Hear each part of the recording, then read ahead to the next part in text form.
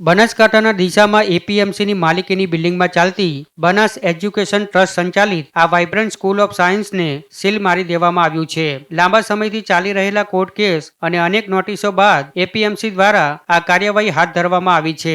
આ જગ્યા એપીએમસીની છે, જેમાં કરાર 2011 થી 2021 સુધીનો હતો, પરંતુ સમય મર્યાદા પૂરી થયા પછી પણ સ્કૂલ મેનેજમેન્ટે જગ્યા ખાલી કરી નહોતી, જે બાદ કોર્ટમાં દાવો કરવામાં આવ્યો હતો. પણ કોર્ટમાં દાવો દાખલ કર્યા બાદ પણ ડીસા કોર્ટ અને હાઈકોર્ટ તરફથી સ્કૂલ ટ્રસ્ટને રાહત મળી નહોતી. કોર્ટના નિર્ણય બાદ એપીએમસીએ નિયમ મુજબ 3 નોટિસો આપી, પણ છતાં બિલ્ડિંગ ખાલી ન થતા આજે આખરે સીલ મારી દેવામાં આવ્યું હતું. આમ દિવાળી વેકેશન બાદ જ્યારે સમગ્ર ગુજરાતની શાળાઓ ખુલશે ત્યારે શું આ વાઇબ્રન્ટ સ્કૂલ બંધ રહેશે? તેવા વાલીઓ અને વિદ્યાર્થીઓમાં ચિંતા સાથે પ્રશ્નો ઉઠી રહ્યા છે. જોકે હવે શું સ્કૂલ ફરી ખુલશે?